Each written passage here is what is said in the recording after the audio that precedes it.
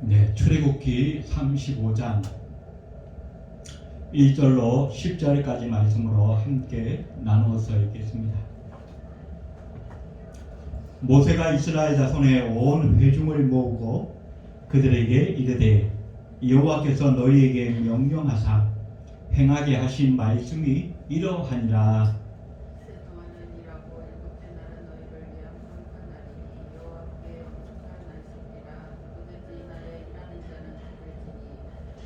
안식일에는 너희의 모든 초소에서 불도 피우지 말지니라.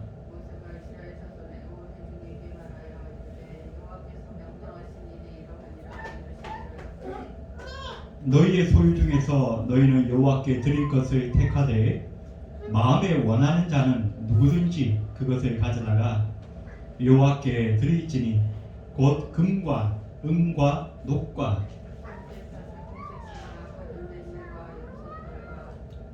붉은 물들인 순양의 가죽과 해달의 가죽과 조각목과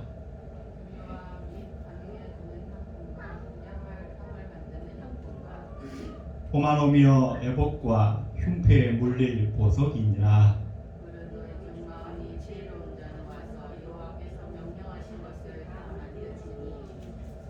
아멘. 10절까지 읽었습니다.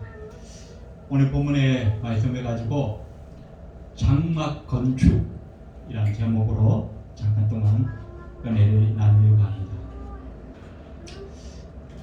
이제 두 번째 모세가 시내산에서 내려왔습니다. 지난번 금송아지 사건 때문에 미처 전하지 못했던 하나님의 말씀을 다시 이스라엘 백성들에게 이제 전하게 됩니다. 그 내용은 성막과 제사 제도에 관해서, 그리고 이제 오늘 35장부터 40장까지는 본격적으로 이 성막이 건축되어지는 장면에 대해서 기록을 하고 있습니다. 그래서 이 성막을 어떤 재료로 어떻게 지어질 것인가, 또 이 이스라엘 백성들에게 어떻게 헌납을 하고 헌신해야 하는가에 대한 자세한 내용들이 본문에 기록이 되어 있습니다.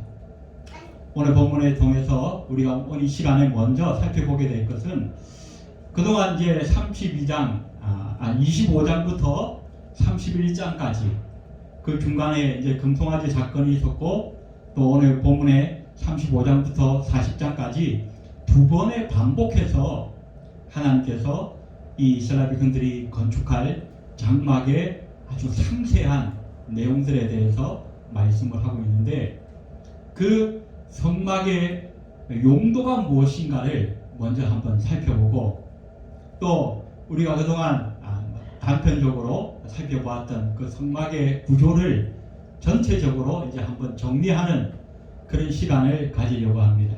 그리고 마지막으로 오늘 이 이스라엘 백성들이 이 성막을 건축하기 위해서 하나님 앞에 어떻게 헌납하고 어떻게 헌신하였는가에 대해서 몇 가지를 좀 살펴보면서 이 시간에 잠깐 동안 은혜를 나누려고 합니다. 자, 먼저 이 장막, 하나님께서 이 성막을 왜 지으라고 하셨는가, 그 목적이 무엇인가 하는 것입니다. 첫 번째는 무엇보다도 하나님께서 이 장막을 통하여 하나님이 누구이신가를 나타내시기를 원하셨다는 것입니다. 이 나타내신다, 이 말이 계시라, 그렇게 신학적으로 이야기를 하는데, 감추어져 있던 것을 드러내 보여준다, 그렇게 우리가 해석을 하면 좋겠습니다. 우리가 보통 이제 그 잘 안 쓰는 사무실 같은 데 보면 그 가구들을 하얀 천으로 다 이렇게 덮어 놓잖아요. 그러다가 사용을 시작하게 되면 그 천을 이렇게 벗겨내죠. 천을 벗겨내기 전까지는 그 안에 뭐가 있는지 잘 몰라요. 그러다가 그 천을 벗겨내면 여기에는 책상이 있구나, 의자가 있구나, 여기에는 책꽂이가 있구나, 우리가 그것을 알게 되어지는 거죠. 그것처럼 베일에 가려져 있던 것을 드러내 보여주는 것이 계시라고 하는 말입니다. 그런데 우리는 죄로 인하여 둔감해지고 또 우리는 유한한 존재이기 때문에 하나님께서 직접 자신을 나타내 보여주시지 않으면 우리는 하나님에 대해서 알 수가 없어요. 그래서 하나님께서 보여주시는 만큼만 우리가 하나님을 알게 되어지는 것입니다. 그런데 오늘 하나님께서 특별히 한 장소를 준비하시고 그 장소를 통하여서 내가 누구인가를 너희에게 알려주겠다라고 하시면서 이 성막을 지으라고 하셨던 것입니다. 그래서 이 성막은 무엇보다도 하나님께서 자신이 누구이신가를 우리에게 알려주기 위함이다. 그것이 첫 번째 이 장막의 용도인 것을 우리는 알게 됩니다.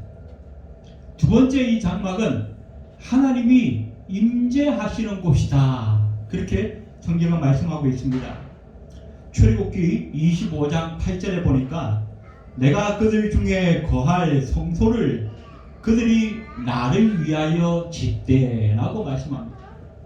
자, 이 장막은 하나님께서 자신을 계시하실 뿐만 아니라 그곳에 임재하시고 거하시겠다라고 말씀하십니다.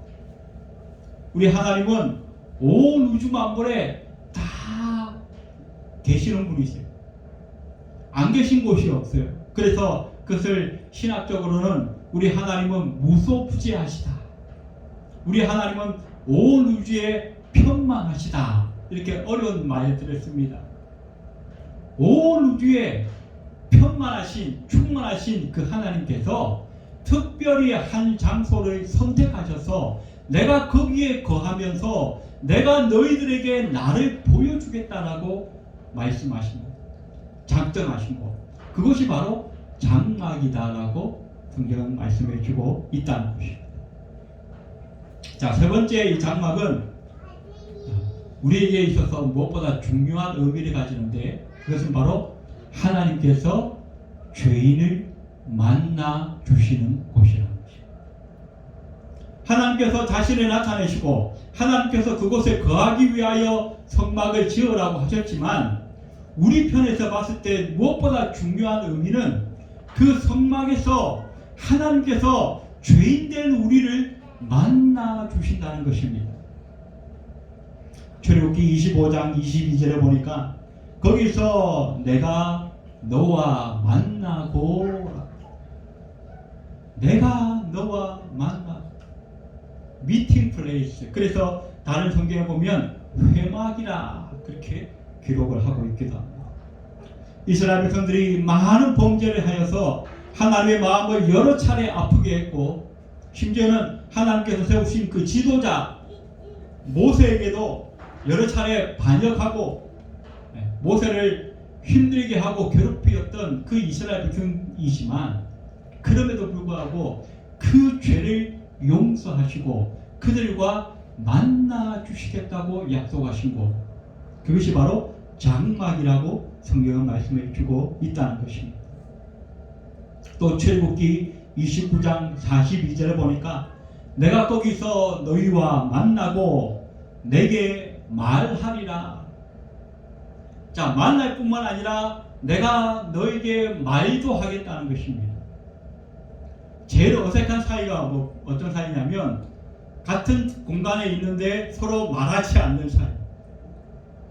물론 그 만남이 아주 깊어서 아주 정말 눈빛만 봐도 서로 마음을 알 수 있는 그런 사이면 말하지 않아도 어색하지가 않지만 그런 깊은 사이가 아니라면 그요 서로 이야기를 하면서 뭔가 이렇게 주고받아야 그래야 어색하지 않는 거죠. 그런데 우리 하나님께서 우리 죄인들을 만나 주실 뿐만 아니라 우리와 서로 이야기를 나누면서 교제하기를 원하시는 것, 그것이 바로 성막이라고 성경은 말씀해 주고 있다는 것입니다. 그래서 우리는 개인적으로도 하나님의 임재를 경험할 수 있습니다. 그죠? 이 코로나 시대를 통해서 하나님이 그걸 우리에게 훈련하시는 것 같아요. 꼭 교회에, 꼭 예배당에 이렇게 모이지 않아도 우리가 있는 그 처소에서 언제든지 하나님을 예배하고 하나님을 묵상하고 하나님께 기도하면서 하나님의 임재하기를 훈련하게 하시는 그런 교회인 것 같아요. 그러나 그럼에도 불구하고 우리는 주의 이름으로 모이는 이 회중 모임, 이 예배의 모임이 얼마나 중요한 것이고 얼마나 소중한 것인가를 우리는 체험하지 않을 수가 없다는 것입니다. 그래서 모이기를 힘쓰라고 성경은 여러 차례 말씀을 하고 있고, 또 우리가 이렇게 주의 이름으로 함께 모여 예배하는 것은 하나님 앞에 큰 영광이 되어진다라고 말씀하고 있습니다. 마태복음 18장 20절에도 보니까 두세 사람이 내 이름으로 모인 곳에는 나도 그들 중에 있느니라 라고 말씀합니다. 오늘 우리 모임 가운데도 하나님께서 오시고 하나님께서 임재하시고 하나님께서 함께 하시는 것을 우리는 믿어야 할 것입니다. 자, 네 번째로 이 장막은 하나님께서 우리의 죄를 용서하시는 곳이다 라고 말씀하고 있습니다. 레위기 4장 20절에 보니까 그 송아지를 속죄죄의 수송아지에게 한 것 같이 할지며 제사장이 그것으로 회중을 위하여 속죄한 즉 그들이 사함을 얻으리라 라고 말씀합니다. 하나님은 우리를 만나주시고 우리와 함께 하실 뿐만 아니라 무엇보다도 우리의 죄를 용서하시는 분이시라는 것입니다. 그래서 이 장막에서 우리가 하나님의 규례와 명령에 따라서 하나님을 예배할 때에 하나님 앞에 진정한 죄사함을 얻고 우리가 하나님과 깊은 교제 가운데 들어갈 수 있다는 사실을 성경은 우리에게 말씀해 주고 있습니다. 자, 다음으로 두 번째, 우리가 그동안 출애굽기 25장부터 31장까지 또 35장부터 40장까지 아주 큰 부분에 있어서 기록되어진, 많은 부분에 걸쳐 기록되어진 그 성막에 대해서 구조를 우리가 한번 좀 정리하고 넘어갔으면 좋겠습니다. 이 성막은 크게 뜰과 성소와 지성소로 나누어집니다. 그리고 이 성막에는 크게 6개의 중요한 기구가 있다라고 말씀을 드렸습니다.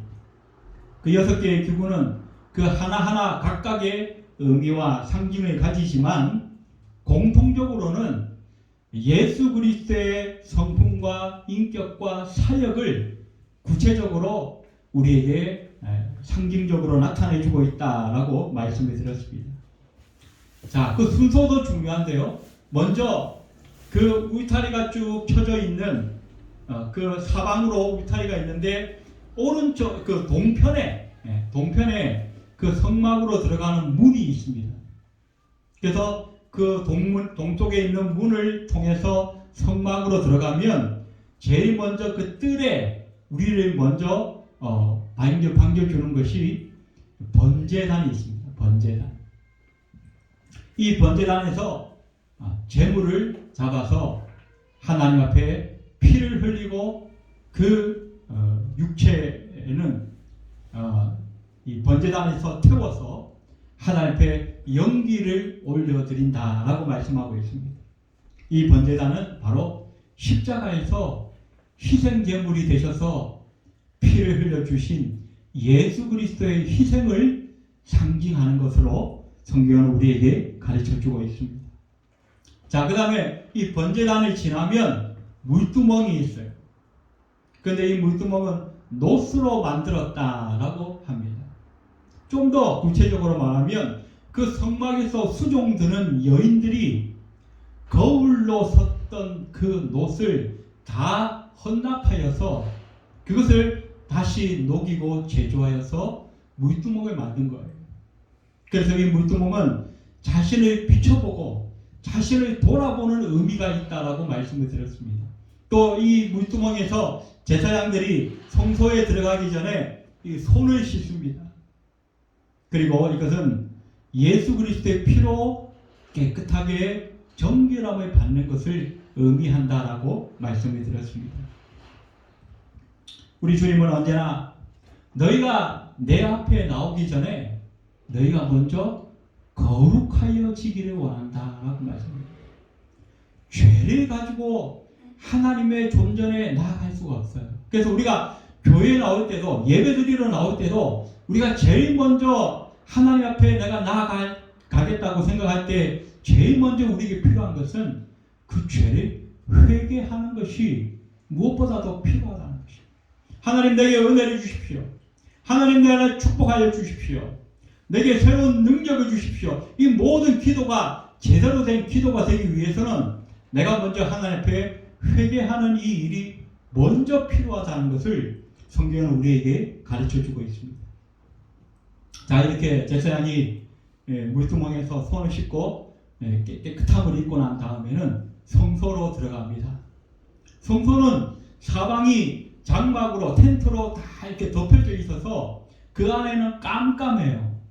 낮이라도 햇빛이 그 속에 들어가지를 못해요. 그래서 그 안에 이 어둠을 밝혀주는 기구가 있죠. 그것이 바로 금등대가 있다라고 말씀을 드렸습니다. 중간에 한 등대를 중심으로 오른쪽으로 3가지, 왼쪽으로 3가지.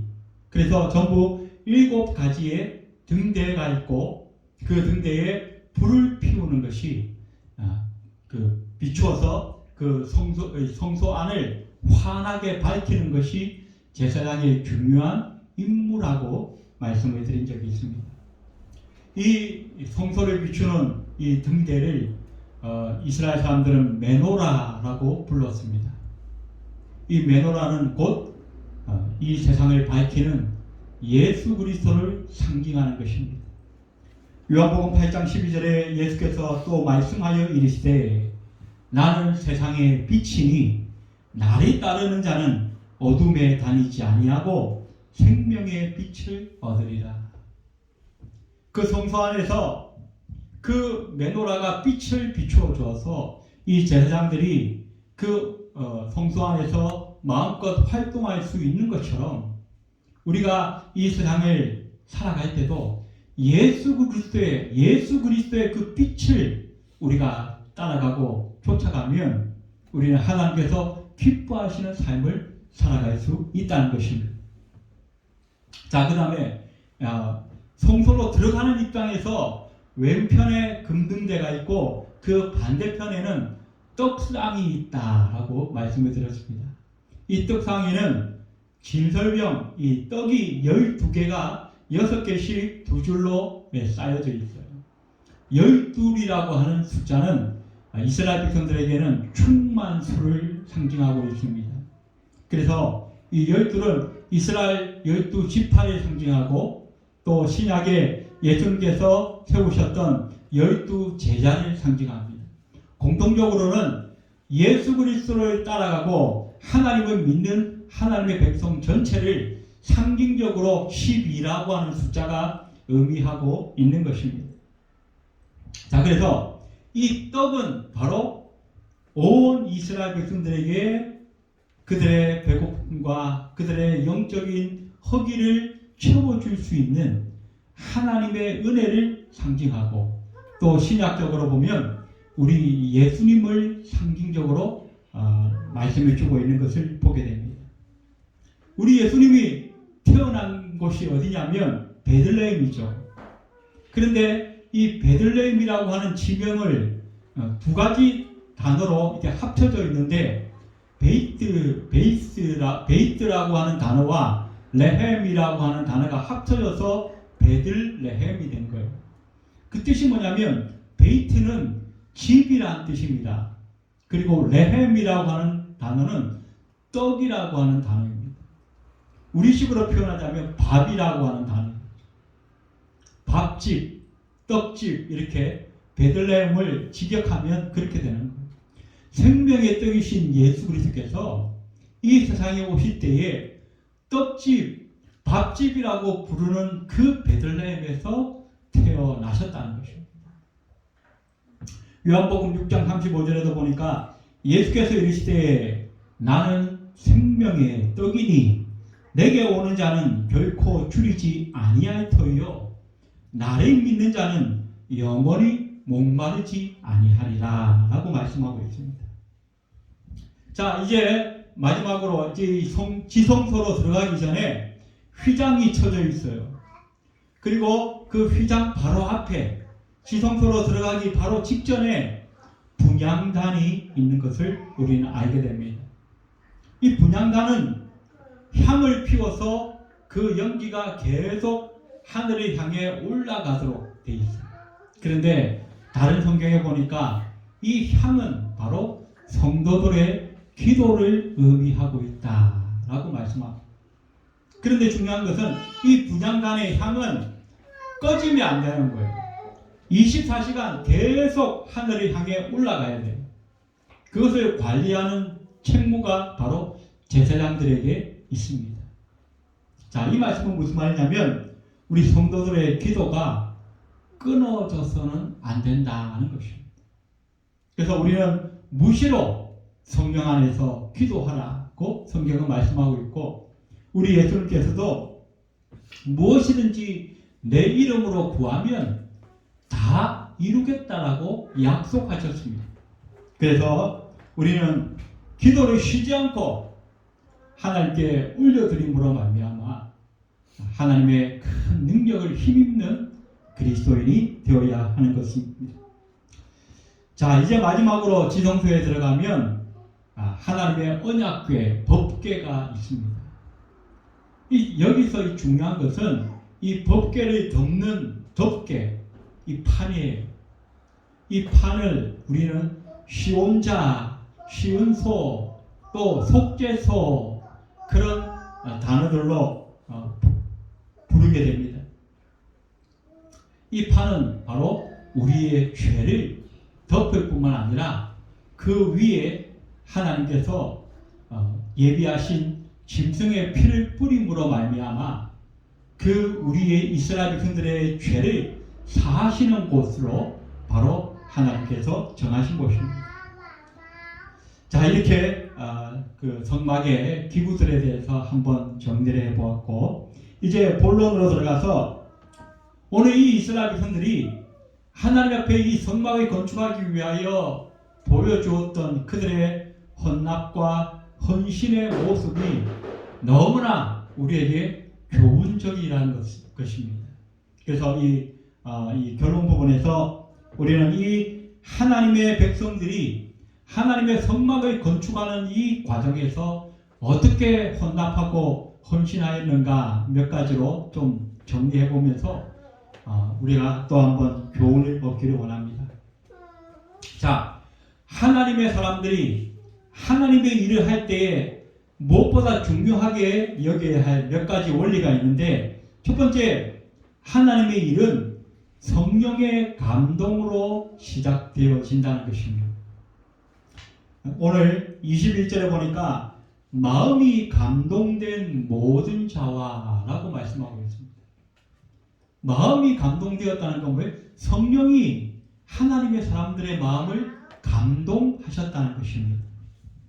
우리가 수요일에 로마서를 공부하고 있는데, 그 로마서에서 우리가 믿음의 참된 그 조건, 참된 믿음이란 어떤 믿음인가? 그 중에 세 가지가 있다고 말씀드렸습니다. 먼저 언약이 있는 믿음. 하나님의 언약이 없는데 그냥 내가 일방적으로 하나님 믿어야지, 하나님 복 주실 거야, 하나님이 내 소원을 이루어 주실 거야, 무조건 이렇게 하면 잘 될 거야, 그렇게 하는 것은 뭐예요? 그것은 성경적인 믿음이 아니라 자기 신념이요 자기 고집이라고 말씀드립니다. 우리가 하나님의 일을 할 때도, 교회 봉사하고 헌신할 때도 마찬가지입니다. 내 생각과 내 의지로, 내 열심으로 봉사하는 게 아니라는 것입니다. 하나님의 감동이 왔을 때 그 하나님의 감동을 따라서 헌신도 해야 되고 물질도 드려야 되고 시간도 드려야 되는 거예요. 그런데 어떤 사람들은 내가 교회 직분자니까, 내가 교회 일꾼으로 세움받기 위해서 하나님의 감동이 없는데도 자기 열심을 가지고 막 열심히 쫓아다니려고 하는 분들, 그렇게 하다 보면요 반드시 거기에는 상처가 생기고 아픔이 생기고 분쟁이 생기는 것을 우리는 경험하게 됩니다. 우리가 사도행전에 보면 초대교회 많은 성도들이 성령의 충만을 받고 하나님 앞에 은혜를 받으니까 교회에 자기의 재산을 팔아서 헌납하기를 시작합니다. 그 중에 한 부부가 있었죠. 아나니아와 삽비라 부부가 자기도 자기의 땅을 팔아서 하나님 앞에 헌납했습니다. 그런데 결과는 어떻게 해요? 둘 다 목숨을 잃어버리게 됩니다. 자기의 재산의 일부를 숨겨버리고만. 자, 그런데 성경을 자세히 보면 이 아나니아 삽비라가 왜 성령의 감동도 없이 하나님의 교회에 자기의 재산을 헌납하게 되었는가? 다른 사람들이 하는 것을 보고, 특별히 이 바나바라고 하는 요셉이라고 하는 사람이 있었는데, 이 요셉이 성령이 충만해서 하나님의 감동을 받고 하나님의 교회에 자기의 땅을 헌납하고 교회에 열심히 충성하는 것을 보며 사람들이 이 요셉을 칭찬하기 시작합니다. 인정해 주기 시작합니다. 그래서 원래 이름은 요셉인데 별명을 붙여주었어요. 그 별명이 바나바라. 그 바나바의 뜻은 권위하는 자, 그런 의미를 갖고 있습니다. 그래서 사람들이 이 요셉을 존경하고 칭찬해주고 인정하는 것을 보면서, 아, 우리도 땅을 팔아서 헌납하면 우리도 저렇게 인정받겠지, 칭찬받겠지, 그런 잘못된 동기로 하나님 앞에 땅을 팔아 드렸다는 거예요. 동기가 잘못되었기 때문에 그 과정과 그 결론도 좋지 않은 결론을 가져올 수밖에 없었다는 것입니다. 그래서 우리가 하나님의 일을 할 때는 반드시 성령의 감동을 따라서 시작되어져야 한다는 것입니다.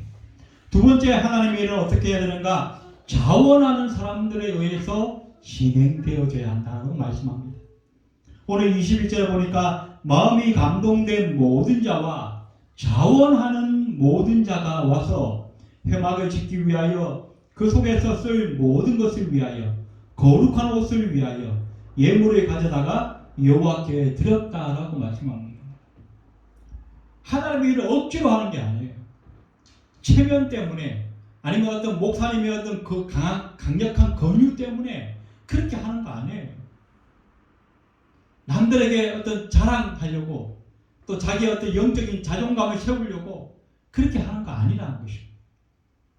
하나님의 감동이 있어야 되고 또 그 감동이 왔을 때는 내가 기쁜 마음으로 자원하여서 드리는 것, 그게 시간이든 물질이든 내 몸이든 정성이든 뭐든 간에 내가 하나님께 자원하여 드릴 때에 하나님께서 그것을 기뻐 받으신다는 것입니다. 바울이 고린도 교회 그들의 헌금에 대해서도 이렇게 말씀하고 있습니다. 고린도후서 9장 7절에 보니까 각각 그 마음에 정한 대로 할 것이요 인색함으로나 억지로 하지 말지니 하나님은 즐겨내는 자를 사랑하신다라고 말씀합니다. 여기는 헌금에 국한되어서 말씀하고 있지만 시간이든 물질이든 우리의 모든 것은 다 마찬가지입니다. 예배도 하나님 앞에 우리가 기쁜 마음으로 자원하는 마음으로 드릴 때에 하나님께서 진정 받으시는 예배가 되어진다라고 성경은 말씀해 주고 있다는 것입니다. 그 다음으로 오늘 본문에서 보게 되는 것은 하나님의 일에 이 이스라엘 백성들이 넉넉하게 드렸다는 것입니다. 억지로 인색함으로 드렸더라면 어떻게 해요? 부족했겠죠. 그런데 자원하는 마음으로 은혜가 충만해서 성령의 감동을 따라 드리다 보니까 그 물질이 모든 일을 하기에 넉넉하였다라는 것입니다. 오늘 36장 우리가 읽었던 35장인데 36장 5절과 7절에 보면 이렇게 말씀합니다. 모세에게 말하여 이르되 백성이 너무 많이 가져오므로 여호와께서 명령하신 일에 쓰기에 남음이 있나이다. 모세가 명령을 내리매 그들이 진중에 공포하여 이르되 남녀를 막론하고 성소에 드릴 예물을 다시 만들지 말라 하매 백성이 같이 가져오기를 그치니 있는 재료가 모든 일을 하기에 넉넉하여 남음이 있더라. 이스라엘 백성들이 너무 많이 가져와가지고 야 모세가 이제 그만 가져와라. 이제 더 이상 재료를 만들지 말라. 이렇게 명령할 만큼 이스라엘 백성들이 많이 가져왔다는 것입니다. 충분히 가져왔다는 것입니다. 쓰고도 남음이 있을 만큼 가져왔다라고 말씀하고 있습니다. 왜 그랬을까요? 성령의 감동이 있었고 그들이 자원하는 마음으로 가져왔기 때문입니다. 무엇보다 이들은 하나님의 일에 즐거움으로 동참하였다라고 말씀합니다. 출애굽기 25장 2절에도 보니까 이스라엘 자손에게 명하여 내게 예물을 가져오라 하고 무릇 즐거운 마음으로 내는 자가 내게 바치는 모든 것을 너희는 받을지니라. 자, 이 성막의 재료에 보면 금도 있고 은도 있고 여러 가지 청색, 홍색, 자색, 실도 있고 또 순양의 가죽도 필요하고 수달의 가죽도 필요하고 또 조각목도 필요하고 많은 재료들이 필요했어요. 그런데 그 많은 재료를 몇 사람이 가져온 게 아니었어요. 이스라엘 백성들 가운데 자원하는 사람들이 많아서 어떤 사람은 금을 가져오고 어떤 사람은 은도 가져오고 어떤 사람은 청색 실을 가져오고 어떤 사람은 세마포로 짠 배를 가져오고 나무 그 광야에 있는 이 조각목들을 하나하나 다 잘라서 그것을 가져오는 사람도 있었고 그러니까 모든 사람들이 함께 동참하고 함께 자원하니까 이 일이 가능했다는 것입니다. 불과 몇 사람이 그냥 뭐 어설프게 해서 되는 일이 아니라는 것입니다. 결론적으로 오늘 5절 말씀을 다시 한번 읽고 설교를 마무리하려고 합니다. 너희의 소유 중에서 너희는 여호와께 드릴 것을 택하되 마음이 원하는 자는 누구든지 그것을 가져다가 여호와께 드릴지니 곧 금과 은과 녹과라고 말씀합니다. 여기에 중요한 말씀이 너희의 소유 중에서라고 합니다. 하나님은 우리에게 없는 것을 내놓으라고 하시는 분이 아니십니다. 이미 하나님은 우리에게 다 주신 것들 중에서 너희가 진정으로 하나님을 사랑하느냐? 그러면 너희의 있는 것 중에서 자원하여 즐거운 마음으로 내라는 것입니다. 그것은 뭡니까? 내가 하나님을 사랑하는 내 마음을 물질로 표현하는 것입니다. 내 시간으로, 내 헌신으로 표현하는 것입니다. 이들 중에도 정말 물질적으로 없어서 내가 정말 드릴 것이 없구나. 그래서 차라리 나는 시간을 드려야겠다. 내 몸을 드려야겠다. 그렇게 자원하여 나선 사람도 있었을 것입니다. 있는 사람은 금도 내고 있는 사람은 은도 냈지만 없는 사람은 어떻게 하겠습니까? 없는 사람은 못 내잖아요. 하나님이 분명히 말씀하셨어요. 너희 소유 중에서 내라는 것입니다. 없는 것을 억지로 빚내갖고 내는 거 그거 성경적인 거 아닙니다. 한국교회에서 이 성전 건축에 잘못된 바람이 불어가지고 막 이 직분자들에게 당신 1억 대출 받아오시오. 당신은 장로니까 5억 받아오시오. 막 사람을 은행에 볼모로 잡혀가지고 대출이라도 받아서 하나님의 성전을 짓는 게 마치 성경적인 것처럼 그렇게 했던 그 모든 것들은 뭐예요? 성경적인 것이 아니라는 것입니다. 말씀을 정리합니다. 오늘 우리 예배하는 우리에게도 오늘 하나님은 요구하십니다. 너희에게 무엇이 있느냐? 너희에게 있는 것을 하나님 앞에 드리라는 것입니다. 시간이 있으면 시간을 드리고 물질이 있으면 물질을 드리고 지혜가 있으면 지혜를 드리고 기술이 있으면 기술을 드리고 그게 이것저것 없으면 몸으로 봉사하고 헌신하라는 것입니다. 그런데 조건이 있어요. 자원하는 마음으로 즐거운 마음으로 드리는 것 그것을 하나님께서 기뻐 받으신다고 말씀합니다.